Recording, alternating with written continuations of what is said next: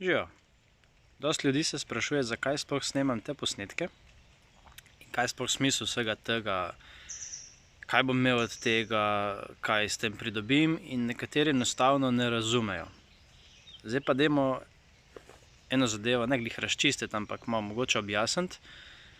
Večkrat sem že omenil, da to počnem zaradi sebe.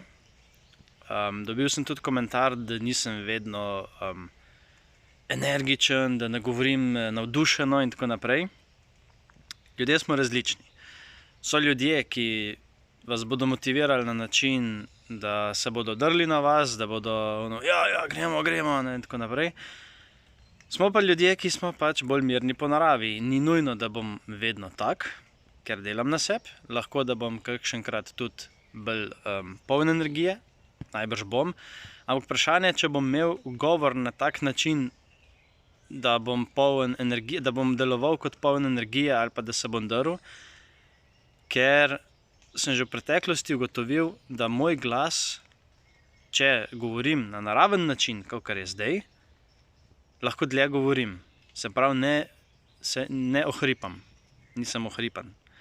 In ko sem bil na izobraževanju pri Boštjanu Romihu, najbrž ga mnogi poznate, Boštjan Romih je ravno to omenil in je rekel, ko govoriš, je pomembno, da govoriš stvari, ki so sicer zanimive, ne rabiš pa s tonom svojega vokala iti tja, kjer nisi doma. Se pravi, če govoriš naravno na neki višini, ostani na tej višini.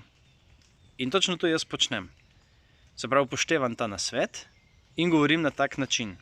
Poskušam pa vam seveda dati čim bolj zanimive zgodbe, poskušam vam dati čim več stvari, ki bi vam koristile v življenju in obenem koristile tudi meni. In ena taka zadeva je, ko smo že pri prepričanjih, včasih imamo ljudje neko prepričanje, ki nam ne koristi. In tukaj bi se rad dotaknil ene zgodbe, ki sem jo sicer malo priredil, malo pa povzel iz ene knjige. In govori o tem, kako sta partnerja, punca in fant, delala večerjo in sta se začela kregati. On je pripravljal meso, ona je medtem pripravljala solato in ga opazovala.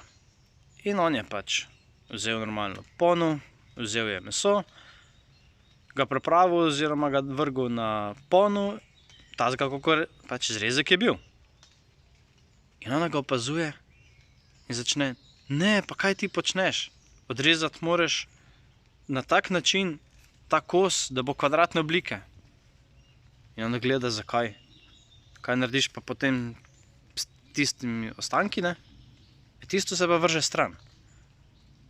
Zakaj? Zakaj bi metal meso stran, če je dobro? Pač ga vržeš v pono in ga spečeš. Ne, meni je mama moja rekla, oziroma sem jo pozvala, ona je vedno tako kuhala, vedno smo robove odrezali stran, da je bil kvadratne oblike. In ona še vedno ni zastopil, zakaj bi mogel delati na tak način. In ona je svoje prepričanje mu hotela nekako dati, oziroma hotela dopovedati, da je njen način pravilen. Nista pa vedela, zakaj. In sta se o tem pogovorila, oziroma sta šla do mame in sta vprašala, mama, zakaj mi sploh režemo vogale stran, da je kvadratne oblike? In reče mama, ja veš, to je mene moja mama naučila.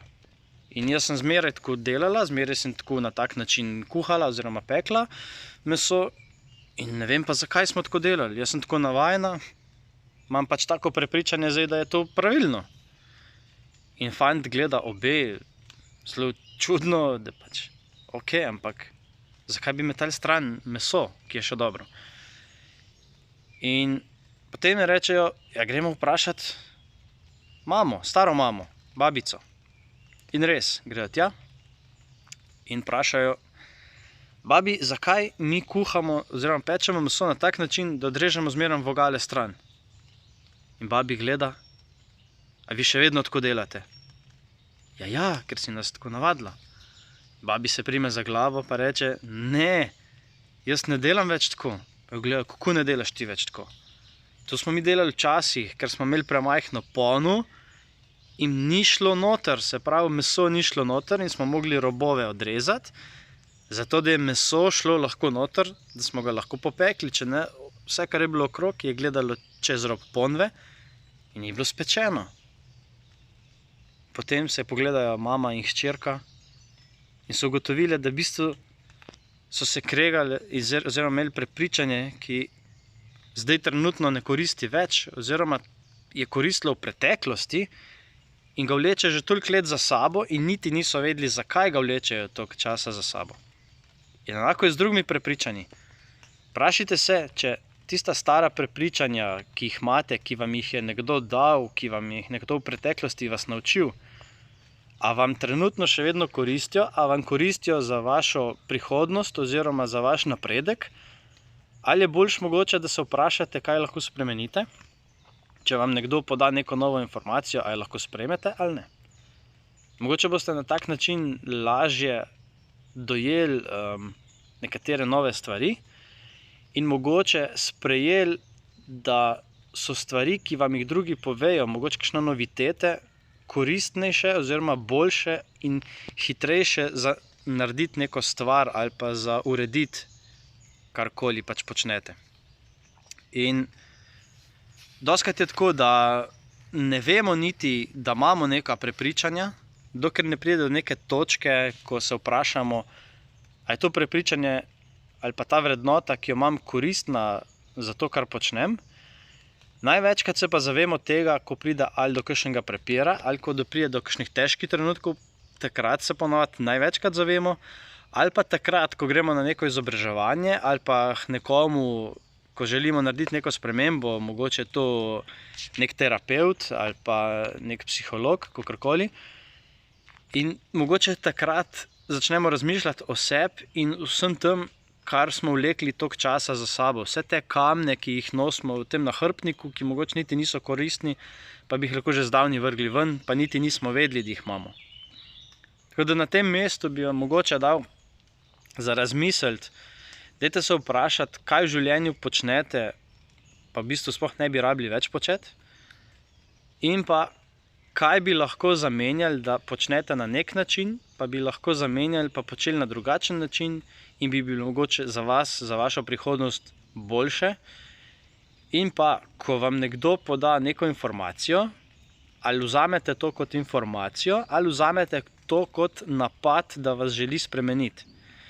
Ker včasih nam vesolje, energija, Bog, kakorkoli že, kar verjamete, nam pošlje nekoga, da bi nam pomagal.